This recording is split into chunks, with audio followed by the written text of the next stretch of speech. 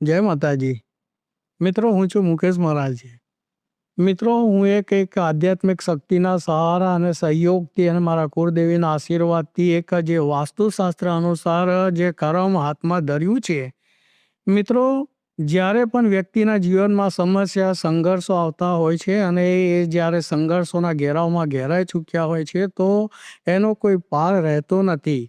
મિત્રો, સંઘર્ષ અને સમસ્યાઓનો ઘેરાવો એ હોય છે, ક્યારેક એમના જીવનમાં કોઈ તંત્ર ક્રિયા લાગતી હોય છે, ક્યારેક એમના જીવનમાં કોઈ મંત્ર દોષ લાગતા હોય છે, ક્યારેક એમના જીવનમાં પિતૃદોષ લાગતા હોય છે, ક્યારેક એમના જીવનના અંદર ભૂમિ દોષ લાગતા હોય છે, ક્યારેક મિત્રો એને જે આપણે કહીએ કે વિશેષમાં વિશેષ મકાન જે નિર્માણ કર્યું છે, એમને પોતાની મહેનતથી જે બાંધકામ કરેલા છે મકાન, અને એ મકાનમાં પોતે સુખેથી જીવન વ્યતીત કરવાની ખૂબ જ આશા અને અપેક્ષાઓ રાખતા હોય છે, પણ ત્યાં એમને લાગે છે કે અમે ત્યાં નષ્ટ થતા જઈએ છીએ અને સમસ્યા અને સંઘર્ષો વધતા જ રહ્યા હોય છે. તો મિત્રો, ખાસ કરીને એ જો સંભવ આપણા જીવનમાં એ સમસ્યાઓ આવે તો માનો કે આપને મકાનના નિર્માણમાં વાસ્તુ દોષના ઘેરાવામાં આવી ગયા છો.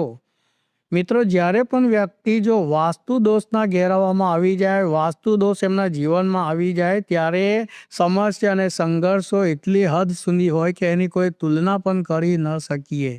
મિત્રો, વાસ્તુ દોષ એક એટલો મોટો દોષ છે કે એની કોઈ સમસ્યા જે આપણા જીવનમાં આવે છે, અને જ્યારે વાસ્તુ દોષની જે સમસ્યાઓ આપણા જીવનમાં આવતી હોય છે તો મિત્રો એની અવધિ હોય છે. ક્યારેક એ 6 મહિને જાગૃત થાય, ક્યારેક 3 વર્ષે જાગૃત થાય, ક્યારેક 7 વર્ષે જાગૃત થાય, અને વધારેમાં વધારે 21 વર્ષ સુધી પણ ત્યાંનું વાસ્તુ જાગૃત ન થાય.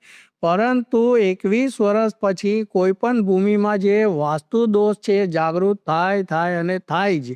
અને ત્યાર પછી જે વ્યક્તિઓ એના સંઘર્ષમાં અને સમસ્યામાં આવે છે એનો કોઈ પાર પણ રહેતો નથી.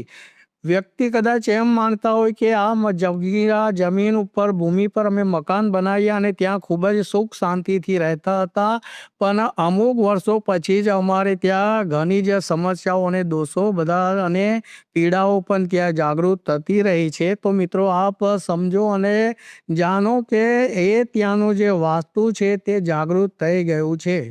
અને જ્યારે મકાનના જે વાસ્તુ જાગૃત થાય છે ત્યારે સમસ્યાઓનો ઘેરાવો તમને ચારો તરફથી ઘેરી લે છે, માન સન્માનથી ઘેરી લે છે, ફાઇનાન્શિયલી સમસ્યાઓથી ઘેરી લે છે. વ્યક્તિગત જે તમારું જીવન છે એને ખૂબ જ એ દોરી નાખે છે, અને એના જે દોરાવનાપણા હોય છે વ્યક્તિને